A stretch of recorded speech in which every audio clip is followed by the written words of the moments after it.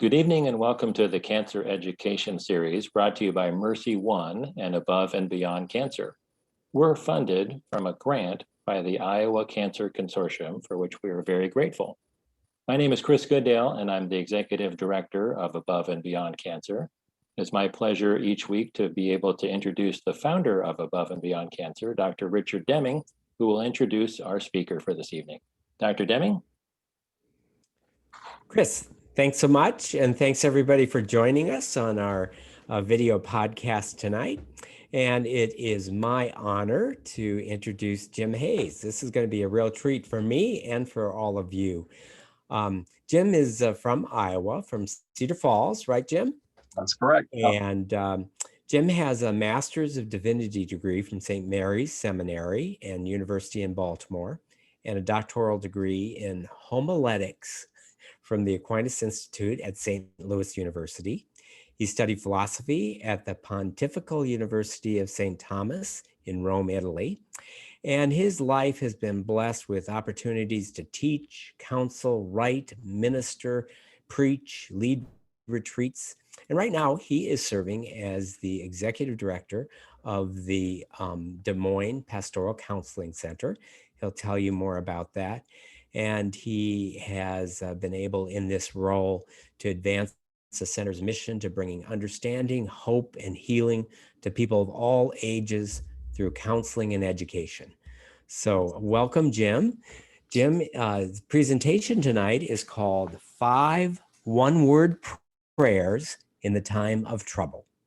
So I'll turn it over to you, Jim.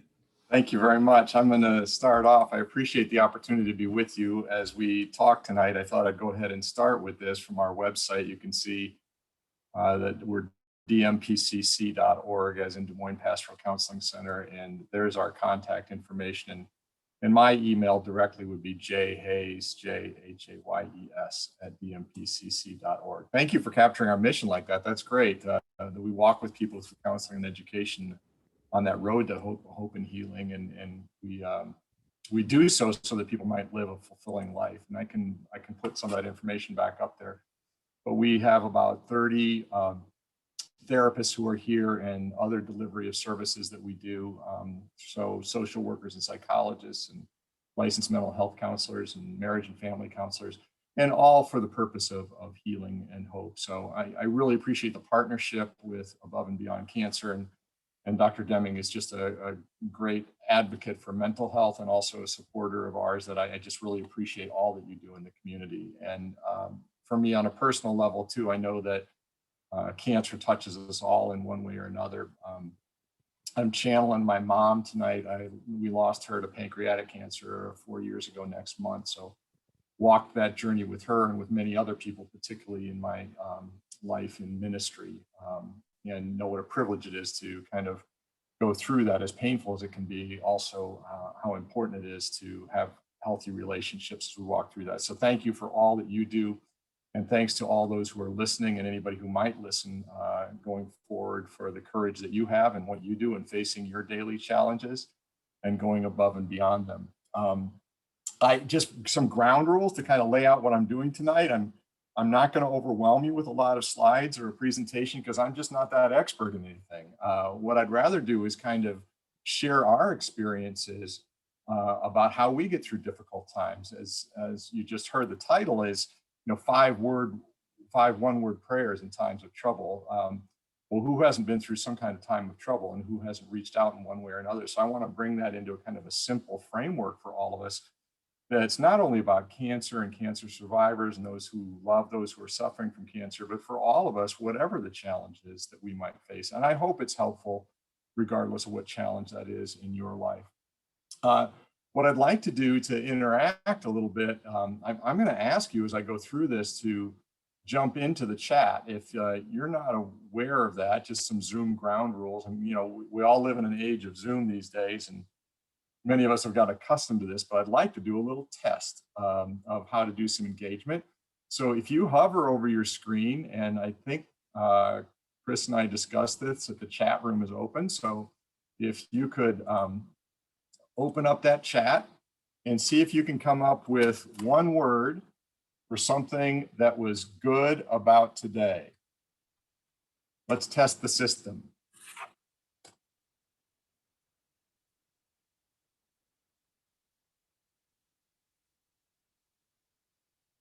And I'm going to ask Chris if that is showing up. Yep, it sure is. Great, great. I'm not seeing it, so I only get the chat that I threw in there. So that's good to know. And I asked Chris if he could kind of monitor the chat, and he'll jump into the presentation if he sees something that he thinks might be great for Dr. D.Min or for me to talk a little bit more about as I do my presentation. So I'll ask you to kind of dive in as we go along to keep us all engaged as I do this. What I plan to do is just share a little poem to start, and then I'm going to talk a little bit about, just for a short moment, about a definition of what exactly is prayer from my perspective. And then I'm going to go into each one of those 5 words, and we'll reflect on those and how they relate to our lived experience. And then hopefully we'll have some time to talk about, through the chat or through raising some questions, what that presentation means to you, or what resonated with you, or what further questions you might have for follow-up. So that's kind of the plan for the evening. And again, I really appreciate the opportunity to be here. So I'm going to start off with a poem that I think is appropriate for Above and Beyond Cancer, How to Climb a Mountain. I hope that is that font looking big enough? Okay. Looks great. I'll go ahead and recite this, and maybe in your imagination as you're listening to it, because poems are really meant to be heard. And is there a word that sticks out for you, or a phrase that sticks out for you that you might want to take with you tonight? How to Climb a Mountain by Maya Stein. Make no mistake, this will be an exercise in staying vertical. Yes, there will be a view later, a wide swath of open sky, but in the meantime, tree and stone. If you're lucky, a hawk will coast overhead, scanning the forest floor. If you're lucky, a set of wildflowers will keep you cheerful. Mostly, though, a steady sweat, your heart fluttering indelicately, a solid ache perforating your calves. This is called work. What you will come to know eventually and simply as movement, as all the evidence you need to make your way. Forget where you were. That story is no longer true. Level your gaze on the trail you're on, and even the dark won't stop you.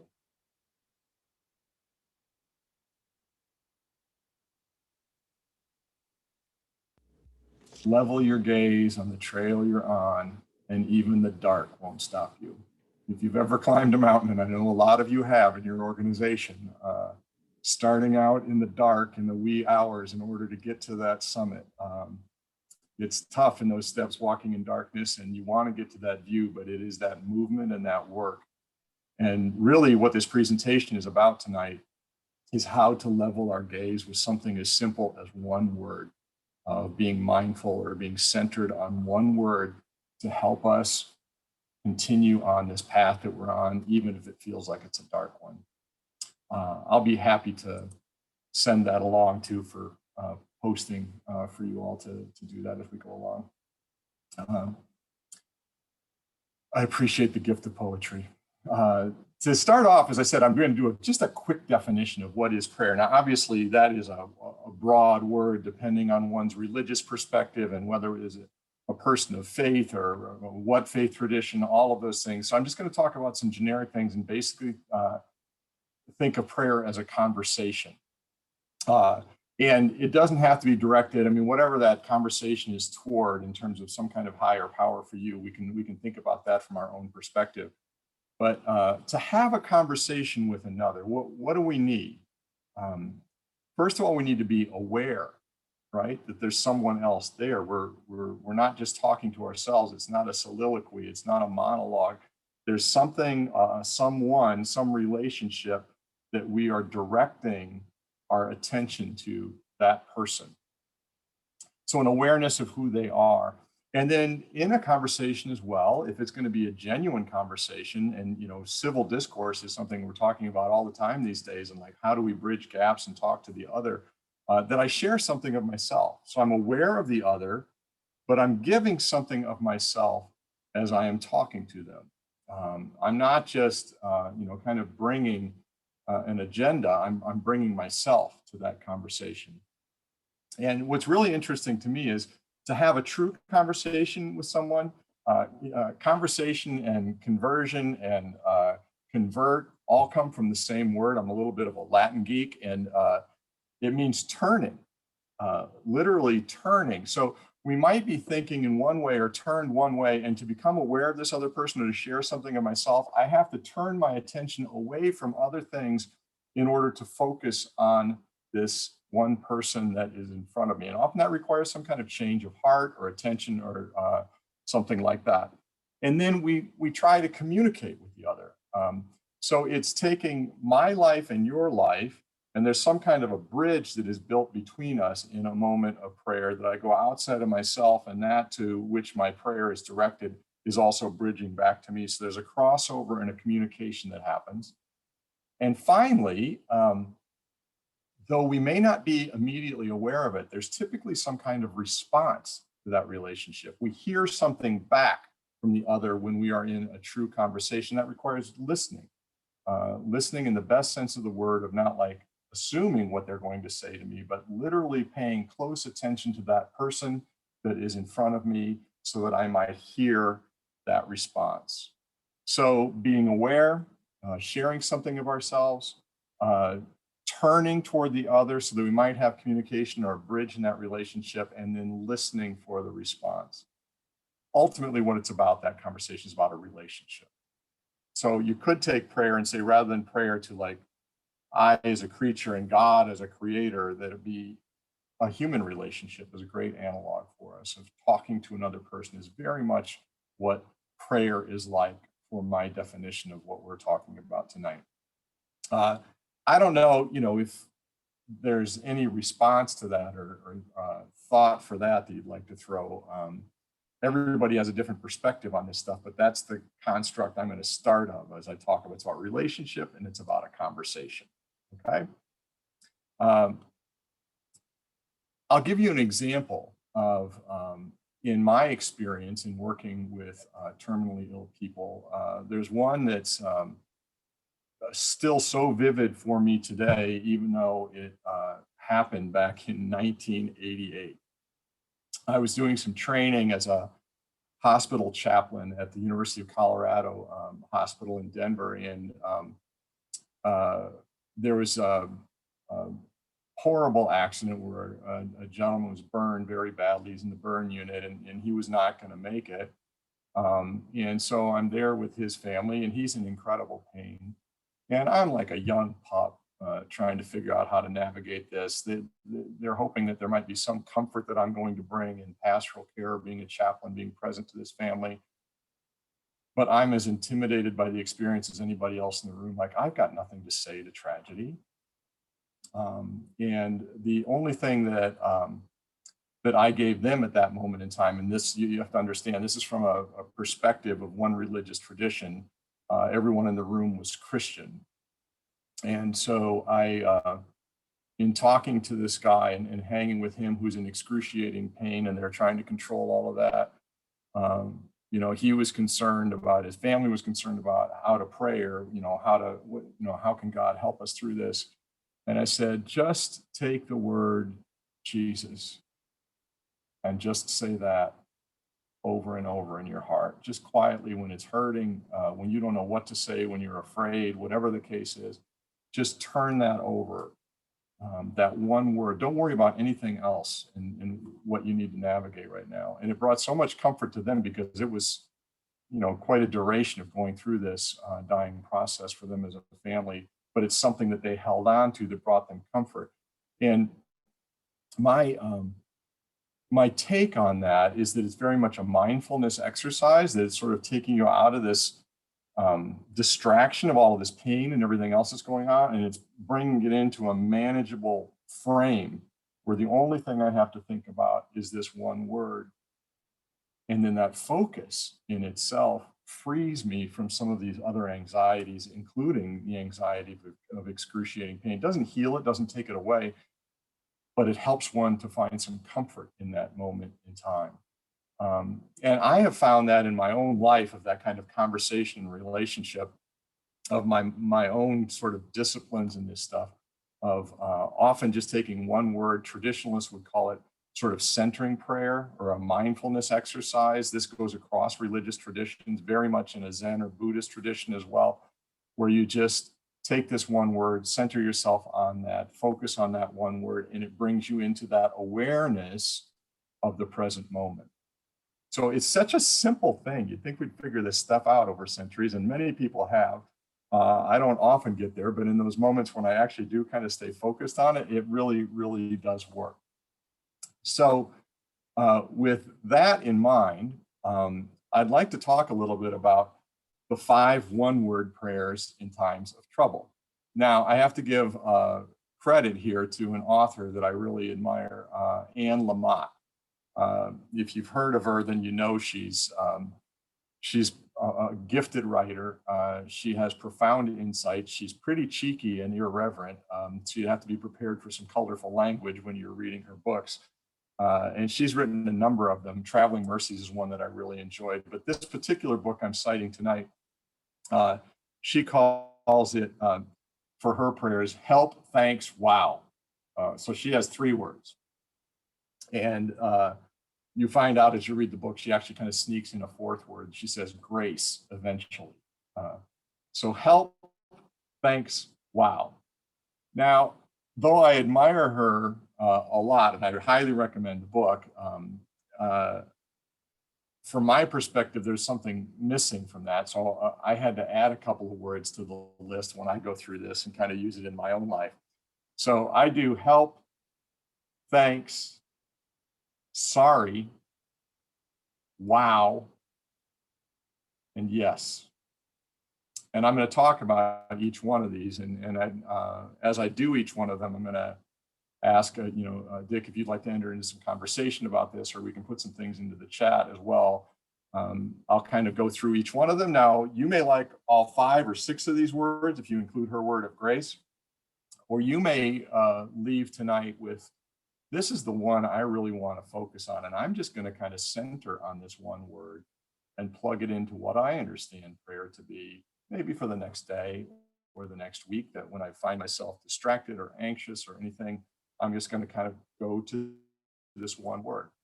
And I'll kind of walk us through an exercise on that as we continue tonight. All right, I'm going to stop and take a little breath before I go into each one of these. What I'm going to do is I'm going to ask you to recognize that prayer is an experience of the body as well. If you can, where you are and you're able, just some kind of movement. If you want to stand up and turn around, I'll show you. This is a really complicated exercise.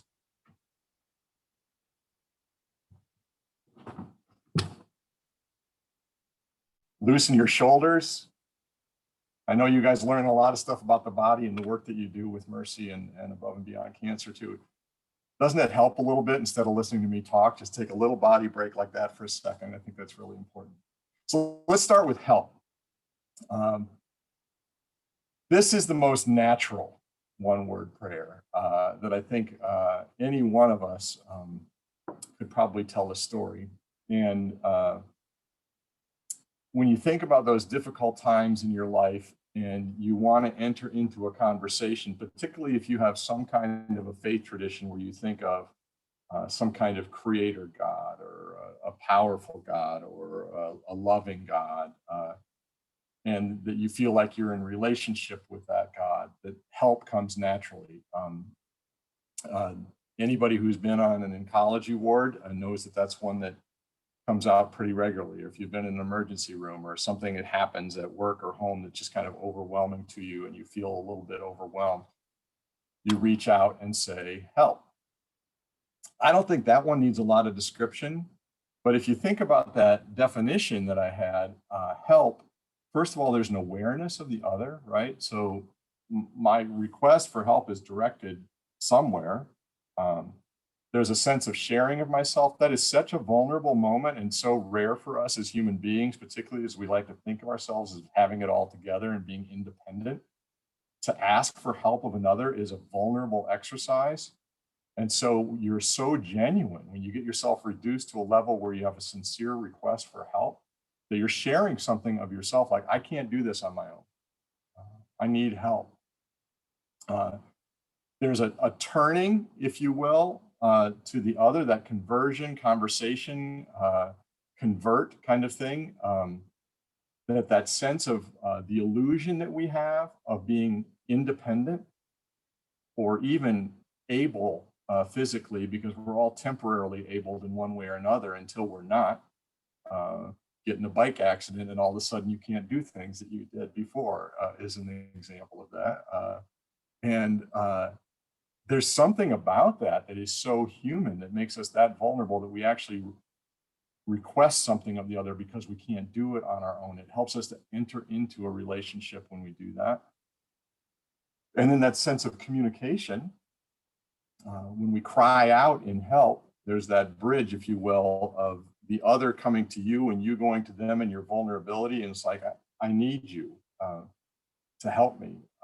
People in healthcare understand this. We see one picture after another in this pandemic of particularly nursing care that's going on, where that is the only person that this person who's suffering from the pandemic or from COVID has, is this one nurse who's in an ICU with them as they're struggling to breathe, and they're doing a Zoom or a phone call with their family, somehow bridging that vulnerability of crying for help. And the hard part on this one is the response. For me as a theologian and somebody in ministry, it's like God didn't answer my prayer, right?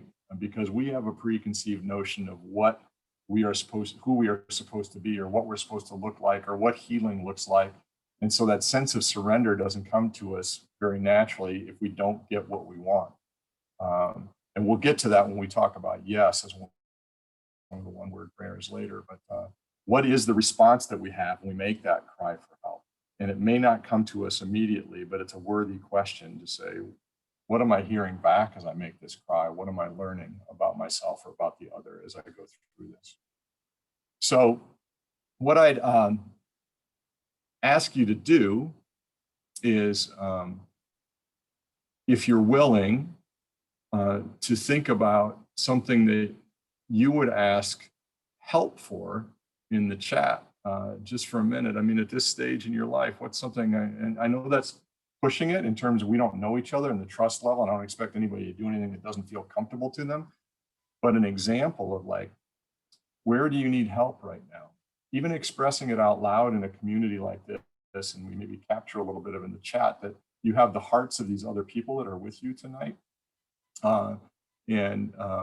Just saying it out loud and knowing that we each need something is in itself a healing exercise to put that out there. So what's something that you would say you need help?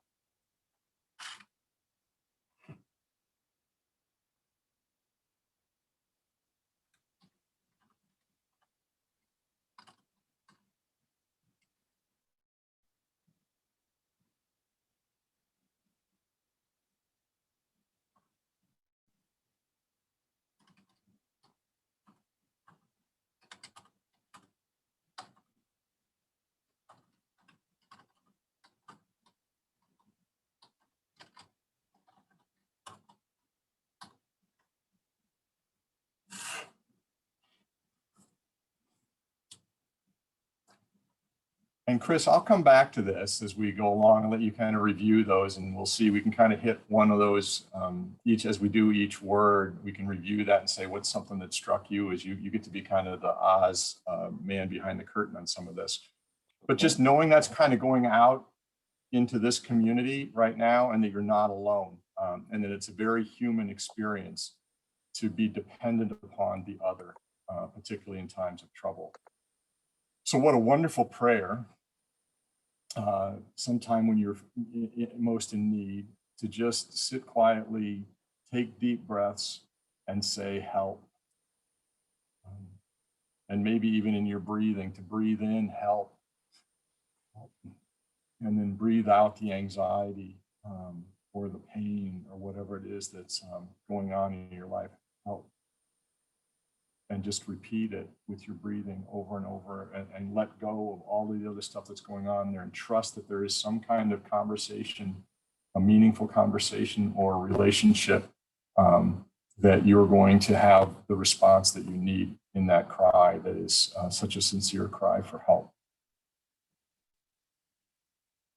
That one's pretty easy because I think most of us have had that experience. The next one is thanks. And gratitude is another great mindfulness exercise, and one that most of us don't take enough time for. I don't want to throw a lot of guilt out there, but it's probably true. I started the presentation off with just something, what was something that was good about today? I find if you take 2 minutes a day for some kind of a gratitude reflection, whether you write it down in a journal or you just pause and take a moment and say thanks,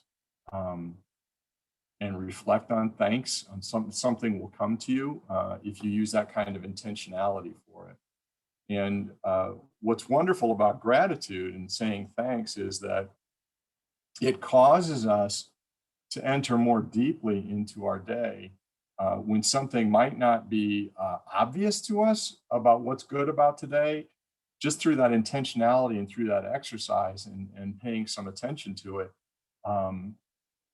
something will pop. And then we have a sense, well, today wasn't that bad. I mean, this happened. An example for me might be that, who would have wished this pandemic on us? And for us at the Des Moines Pastoral Counseling Center, all of our people were trained in talk therapy. And so folks come to us and we're an outpatient service and they sit down and they talk about what's going on in their lives. And our folks are trained to pay attention to body language and facial expression. So the body, in addition to the words that they're hearing from a person. And so our folks are like, there's no way I could ever do telehealth. That's not the way that I was trained. It doesn't work. And all of a sudden, when there's no other option, everybody went to telehealth and telemedicine. And we are now, people who we have people who come to us from 2 or 3 hours away because we provide our services regardless of people's ability to pay. And so sometimes they can't find quality mental health services in maybe a rural area, and they drive to us. And so now all of a sudden, instead of 2 hours here, a 1 hour session, and 2 hours back home, 5 hours, they hop on a computer from their home in rural Iowa and they do that session with one of our quality therapists here. So you might think, well, what is there to be grateful for about a pandemic? And you step back from something like that and say, well, this is in some ways changed us for the better in terms of us being able to deliver these services to other people. Now, again, I wouldn't want to go through a pandemic in order to get there, but that's just an exercise in intentionality, right? Just stop and say, well, there must be something to be grateful for. With our staff, when we came to the end of 2020, I told them I was getting so tired of people saying, screw you, 2020, I want 2021. And my problem with that is you mean I'm just flushing 2020? I lost a whole year of my life and there was nothing to be grateful for about that. I didn't learn anything in this moment in time. There's always something. And I know that's a little Pollyannish, but through intentionality, and we spend some time reflecting on it, usually some kind of response will come to that kind of prayer. So you may not feel like, and it's perhaps in those moments in time when you least feel like you're grateful for something, say like you just got diagnosed with cancer. It's like, well, that crap, what is there to be grateful for about that? And I'm not saying that's an easy exercise, but it might be something to be grateful for the quality of care that's even available in the developing world. I don't know what the answer to that would be, but usually if we spend enough time and enough intentionality on it, there will be some kind of response of something. It might be really simple, something to be grateful for each day. And that exercise in itself is life-giving. So I had you kind of enter your gratitude thing when we started about something was good about today. So that one should already be in the chat. If you'd like to throw something else in there about in listening right now that maybe something else just came to your mind, I'll just take a minute and take a breath. and reflect for ourselves. And if you want to throw something else in the chat, go ahead and do that. But just take a moment, say thanks, breathe in thanks. And what else comes to your mind?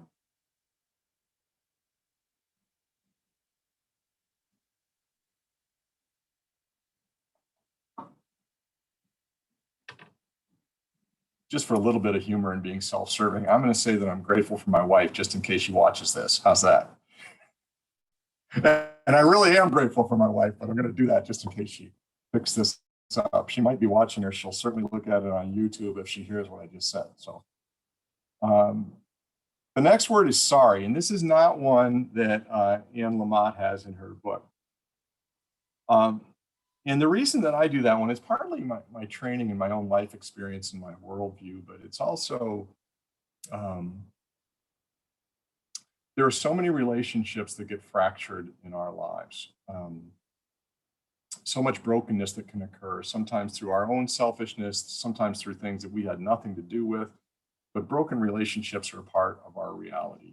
And you know, I'm very concerned about us as a nation and our inability to talk to one another in lots of ways in this moment in history. It's always going to be that way because of human nature, but not valuing the opportunity to reconcile, to heal, to make right again in broken relationships is to diminish our opportunity to flourish as human beings. Because we all make mistakes, relationships break down, and we have to find ways to heal when they break. And this is one thing for me in terminal illness that I find to be an opportunity for a gift if people take advantage of it. I read an article, I don't even remember the author's name. This is years ago, probably 20 years ago.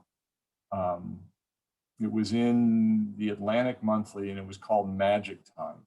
And this person was talking about the opportunity presented by the diagnosis of a terminal illness. And, you know, we all know in our heads somewhere that we're mortal. Nobody gets out alive.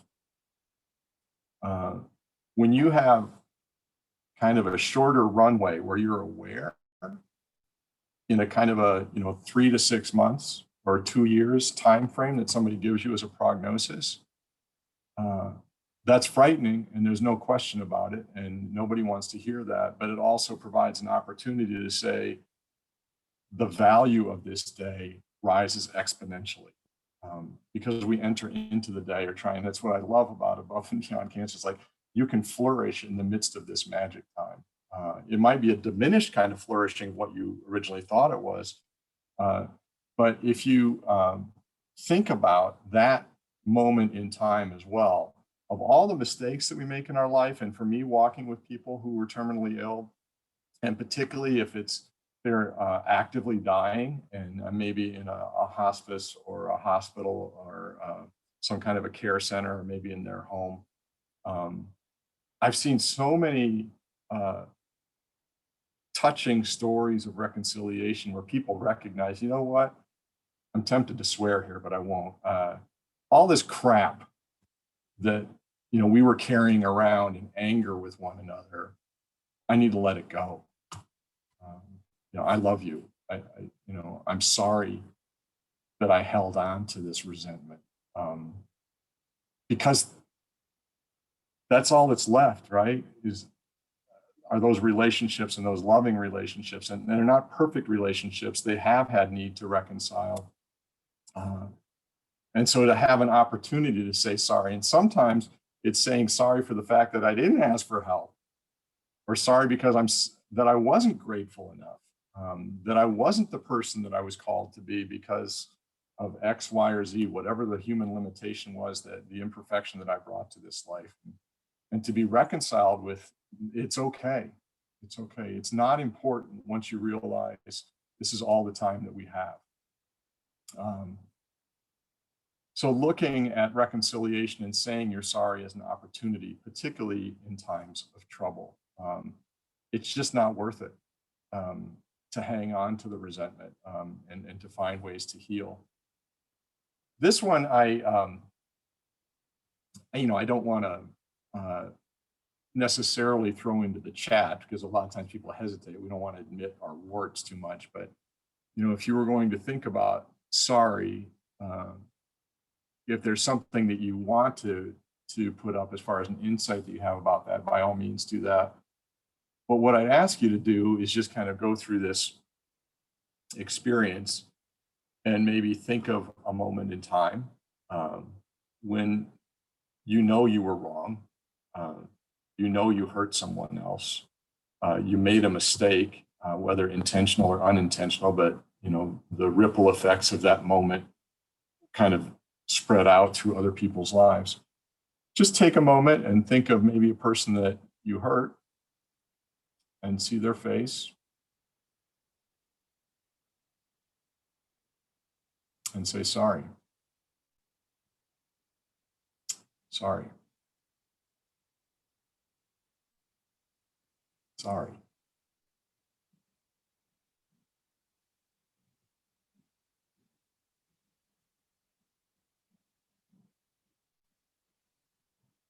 I think it's a worthy word. I wish you would have put it in her book. The next one I love. Wow. A sense of awe and wonder. And how is it that we lose something that comes so naturally to little kids? I've got 2 daughters who are older now, but bugs create awe in our household. They create fear too, but they're awed by like the structure of a spider and looking at look at that. Getting ourselves or our children in particular out in nature to stop and pay some attention for just a moment naturally leads to awe. In the mission of Above and Beyond Cancer and some of the things that you do for, physically for people, but the reason I chose that poem about a mountaintop, awe is often called a mountaintop experience. And I love, I'm not a climber, I'm a hiker, but I've been to lots of mountaintops as a hiker. So I'm not a technical guy with climbing.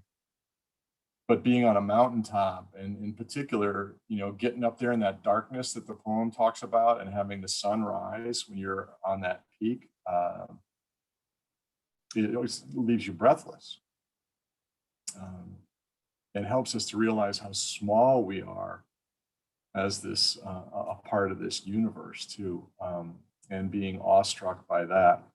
I do these 5 prayers as a practice for myself. I'm a runner, and so when I'm out for a run, I run through these, and I run early in the morning. So sometimes I'm getting back from my run right about when the sun is coming up, and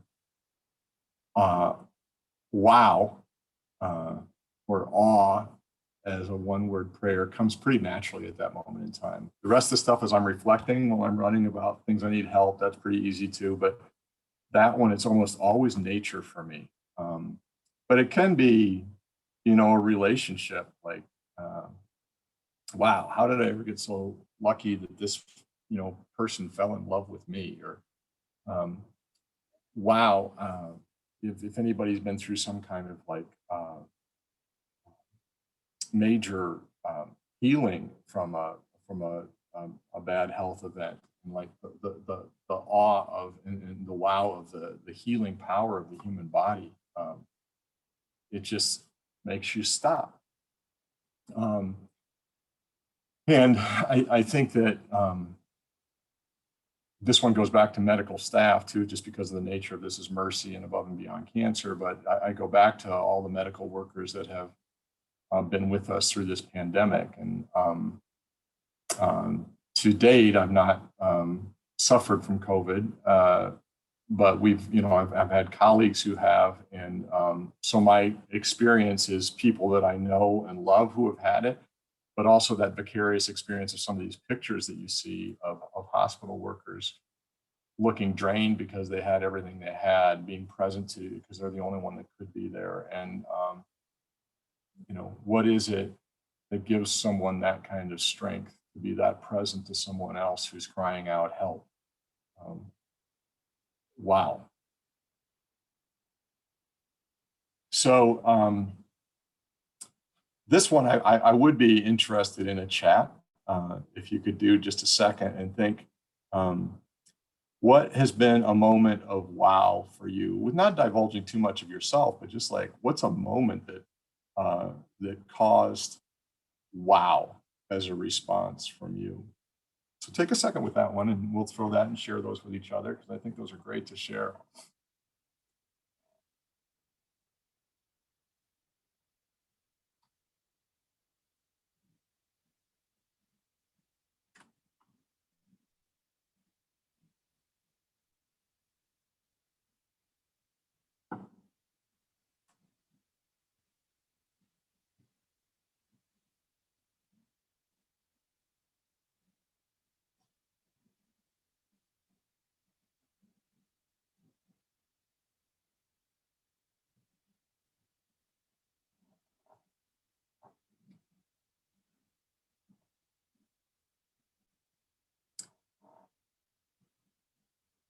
Okay, I'm going to head into our last one here. This one also is not in Lamott's book. She's Help, Thanks, Wow is the title of her book. So I had this one, yes. This is and it's mostly a personal story for me of people of a certain age would know Dag Hammarskjöld, who was the General Secretary of the United Nations, and his journal was found after he died in a plane accident. And it was eventually published under the title Markings. And a quote that I live by that was influential for me in that book was this: for all that has been, thanks, right? There's the first word we started with. For all that has been, thanks. For all that will be, yes. There's a sense of abandonment in that, but it's not a passive kind of a thing. It's actually an active.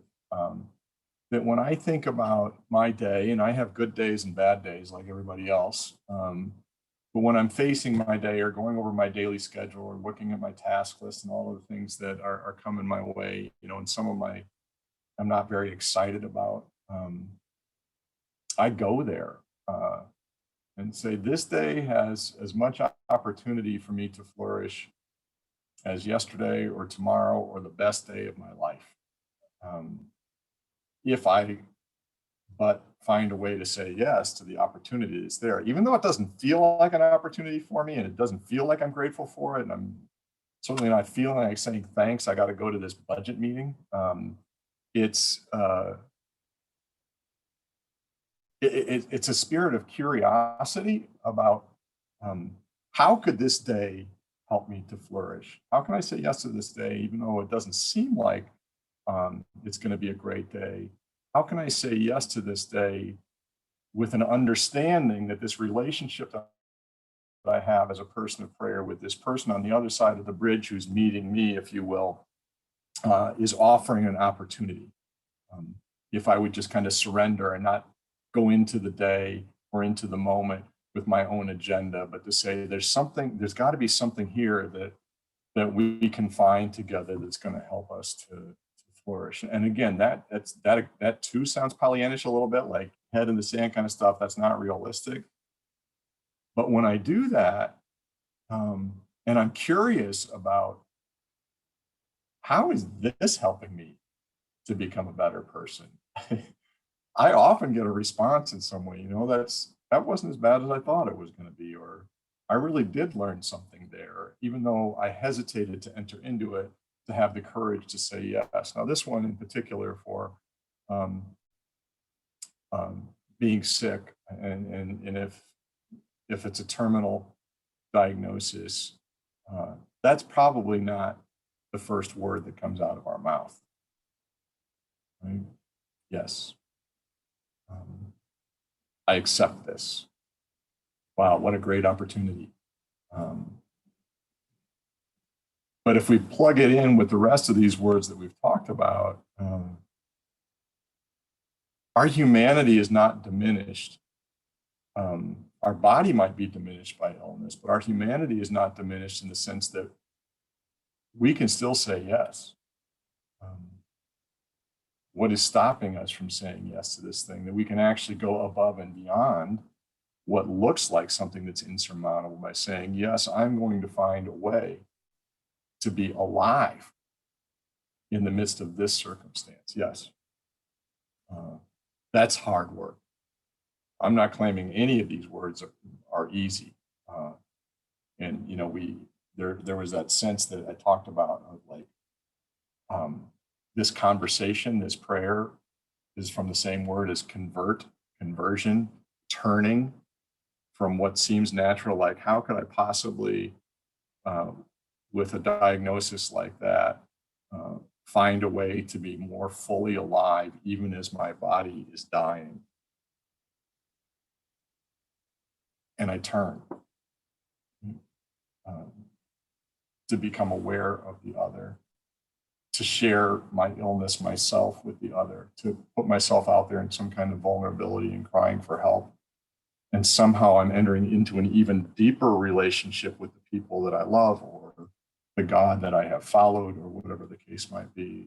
Yes, I believe it's possible. I believe it's possible. That one I think is such a personal thing. I don't know about chat for that, but what I would say is just to go with the quote for a second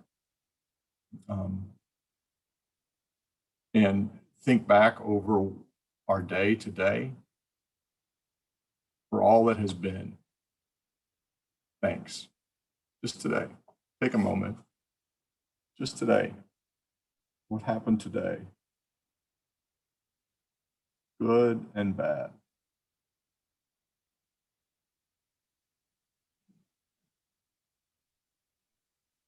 For all that has been, thanks. And now we think about tomorrow. For all that will be, yes. Kind of know what my day is tomorrow because of my calendar, but in my day, there's usually 2 or 3 surprises that are unanticipated. And so to say yes right now to tomorrow sort of makes it an adventure. And it's a little bit frightening to say that I'm going to say yes because I know that some things might not be stuff that I would want to do or encounter. It might even be a crisis of some kind. Yes, I think there will be an opportunity to be alive in the midst of that circumstance.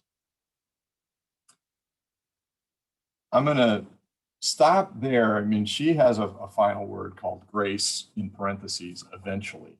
And what I'd like to do is, you know, Dick, I don't know if there's anything in reaction to this stuff for us to have a little conversation. And what I'd ask the people in the chat to do, if you have a question or a comment or something you'd like to throw that Chris can kind of take a look at, that he can throw into this conversation as well, or as another option for the chat, out of these 5 words, right?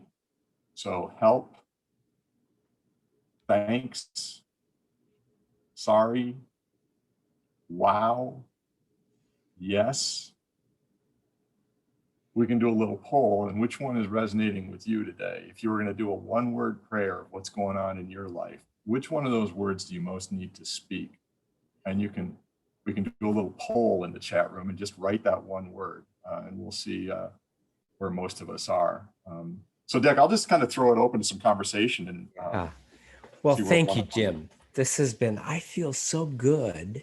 This, just listening to you, most of what you covered, you know, are things that if you reflect on various religions and various ways of leading your life, even you know, the daily stoic, it comes up in what you're saying. But so what I would like to ask is, what's the way to keep this at the forefront of our mind so that during our hectic time where we are multitasking and feeling bad because we're late for this and we're late for that and we've committed to too much, that it doesn't take an hour conversation with the executive director of the Moines Pastoral Counseling Center to remind me of things that I already know, that the universe will unfold exactly as it should, that amor fati, that you just accept everything that comes because you don't know if it's really good or bad. Yeah. And how do we try to remind ourselves when we are feeling stressed because of maybe overcommitment, that we have the ability through the words you've just reminded us of to come back to this sense of peace? Because right this second, we have everything we need for contentment and joy. Right. Yeah, it's a great thought. I'll speak out of my experience on this, that, in my understanding of becoming fully alive and thinking about what a full life looks like, there's a word in my training and tradition called virtue that's kind of based in a habit, right? So the virtue of hope. Well, how do you become a hopeful person? Well, you practice the exercise of hope. Like there's going to be a way through this. And so that habituation, if you will, and the experience of the kind of witness I'm going to give to that is, I'll give a little bit of myself. So for my centering, often for centering and things like this, one word might be like what's called your sacred word, whatever that might be. For me, I said I was a little bit of a Latin geek. It's pacem, which means peace. And the reason I don't say peace in English is because pacem is 2 syllables, and that just works better when you're doing breathing. And so if I'm feeling in turmoil, I am in the habit of regularly just saying that word under my breath and in my mind. I'm in the habit of it where I don't even think about it that much anymore. I literally and if you do it, if you live this habit in a way, and that's why I said kind of pick your word. It doesn't have to be one of these 5 words either. It can be any word that resonates with you. It could be nature. If you do it often enough, it literally becomes a second nature to you.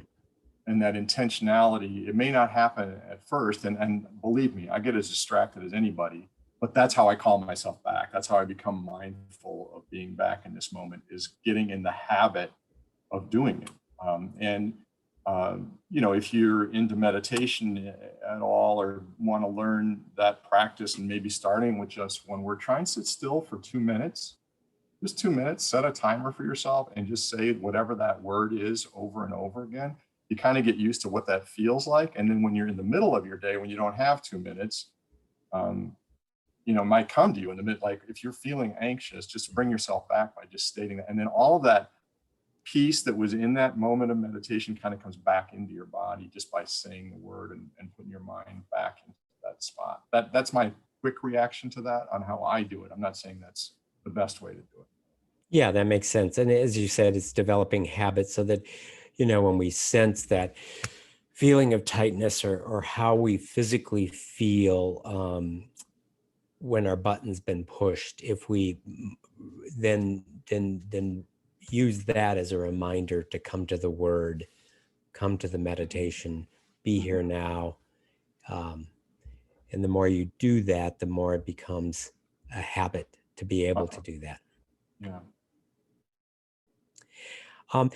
There's so many things that you covered that I use a lot in talking to individuals. And especially as you touched upon someone who is facing their mortality. Right. We're all facing mortality, but it's much more right there in your face. And even the words you said, it reminds me of Ira Bayak is a palliative care expert, and he has these 4 things to say to a dying person, and really it's 4 things to say to anyone. And it's much to do with kind of the words you use. So you say to someone, I love you. I forgive you. Please forgive me. And thank you. And a lot of times people have difficulty being present with individuals who are approaching death because they're afraid they're going to say the wrong thing. They don't know what to say.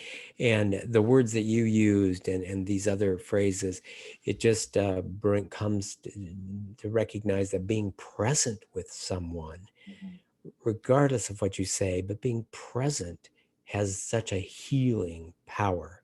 And having words or short phrases to be able to express to individuals. And it opens up, forgive me and I forgive you, opens up the opportunity for conversation and for forgiveness and for expressing love.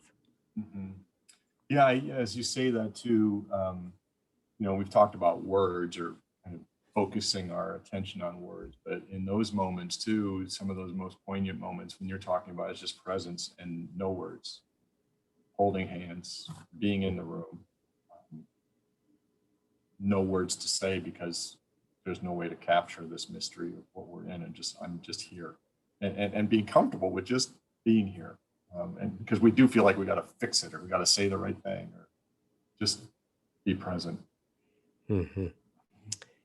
Yeah, being mindfully present, and you experience that all the time. I experience it as well. If you just are present and mindful, it has a healing power. And you might be going over some difficult news, but in giving that news in a mindful way and being present, and even then that can have healing abilities. We only have a few minutes left, so I'm not going to, I was thinking of going in one direction, but I think I won't go that direction. Chris, are there any comments in the chat that you would like to bring up in our last few minutes? Well, people, the wow was definitely nature centered for most people. And the poll was really thanks was probably the word that came up most often. That's good. I'm happy about that. We all need to be grateful, right? Grow in that spirit of gratitude, and so getting in the habit. So Jim, I love poetry. Do you have a quick poem at your fingertips to go out on? I do not. I did think about the sense of grace that she has in her book eventually. But it felt too kind of confessional to me, the thing that I found. Well, I don't. If you've got one. Yeah, awesome. You started us off with a beautiful poem, and why don't I take us out with it's a poem by Rumi. And it kind of expresses the same sort of thing that your opening poem did. And I love poetry, and this is one I share with patients. It's called The Guest House by Rumi. This being human is a guest house. Every morning, a new arrival, a joy, a depression, a meanness, some momentary awareness comes as an unexpected visitor. Welcome and entertain them all, even if there are a crowd of sorrows who violently sweep your house empty of its furniture. Treat each guest honorably. He may be clearing you out for some new delight. The dark thought, the shame, the malice, meet them at the door, laughing, and invite them in. Be grateful for whoever comes, because each has been sent as a guide from beyond. Say yes. Yes, that is great. Thank you. I'm going to put that one into my repertoire. Great. Well, Jim, this has been wonderful. Thank you so much for sharing these words of wisdom and healing thoughts with us. I certainly feel better. And I'm going to turn it back over to Chris, who's going to wrap it up for the evening. Yes, thanks, Jim. That was very meaningful, which is my wonderful. We've recorded this session, and it will be available on our YouTube page, the Above and Beyond Cancer YouTube page, and also on the MercyOne website for the Cancer Center. You can search Cancer Education Series and you can see all the most recent Cancer Education Series recordings that we've done.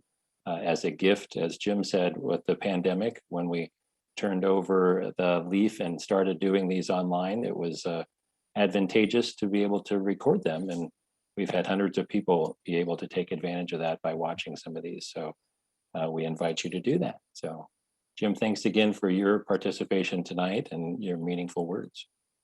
Thank you. And thank you so much for the work that you do. We'll see everybody next week. Bye-bye.